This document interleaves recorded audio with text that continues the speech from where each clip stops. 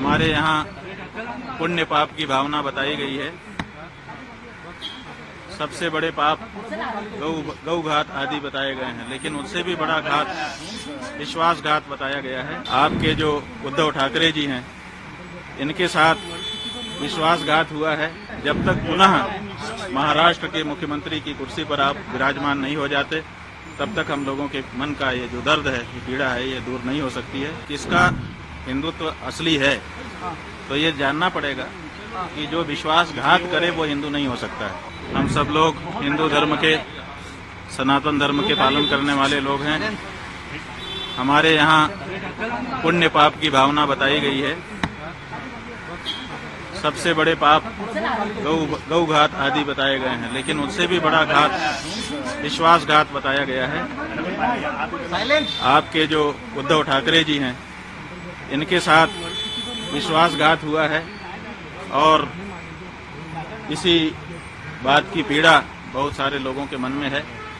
तो आज हम यहाँ पर उनके अनुरोध पर आए, उन्होंने स्वागत किया। हमने उनसे ये कहा है कि हम सबके मन में इस बात की पीड़ा है कि आपके साथ विश्वासघात हुआ। जब तक पुनः महाराष्ट्र के मुख्यमंत्री की कुर्सी पर आप विराजमान नहीं हो जाते, तब तक हम लोगों के मन का ये जो दर्द है, ये पीड़ा है, ये दूर नहीं हो सकती है। तो उन्होंने कहा है कि जैसा आप लोगों का आशीर्वाद होगा हम करेंगे। महाराज जी, जो हिंदुत्व की बात कर रहे हैं, जो विश्वासघात की बात कर रहे हैं, उद्धव ठाकरे से निकला, वो कहते हैं कि हिंदुत्व हमारा हिंदुत्व है। बीजेपी कहती है कि हमारे साथ विश्वासघात हुआ है। देखिए, किसका हिंदुत्व असली है, तो ये जानना पड़ेगा कि जो विश्वासघात करे वो हिंदू नहीं हो सकता है। जो विश्वासघात सह ले वो तो हिंदू होगा, क्योंकि उसके साथ विश्वासघात हुआ है। तो जिन लोगों ने विश्वासघात किया वो कैसे हिंदू हो सकते हैं? नहीं, बीजेपी का कहना है कि पहले उद्धव ठाकरे ने बाकी लोगों के साथ मिलकर उनके साथ विश्वासघात किया और यही वजह है कि बाद में उत्तराधिकारी आपको बोलते हैं हम हैं, उनके विचारों के उत्तराधिकारी है। उद्धव जी बोलते हैं हम हैं विचारों के। भाई, हम कह रहे हैं कि उद्धव ठाकरे जी के साथ विश्वासघात हुआ है।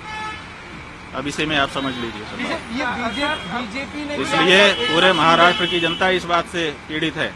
सबके मन में इस बात का दर्द है। चुनाव में इस बात का पता भी चल चुका है।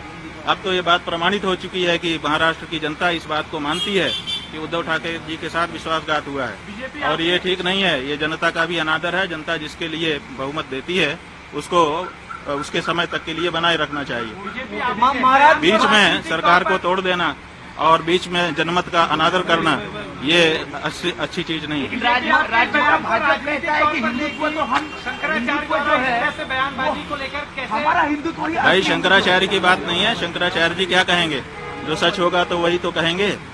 हमें राजनीति से लेना देना नहीं है, लेकिन विश्वासघात तो हमारे यहाँ पाप बताया गया है। ये तो धर्म का मामला है ना, पाप और पुण्य। और इस बारे में कौन बोलेगा? राजनेता बोलेगा। इस बारे में तो धर्माचार्य ही बोलेगा।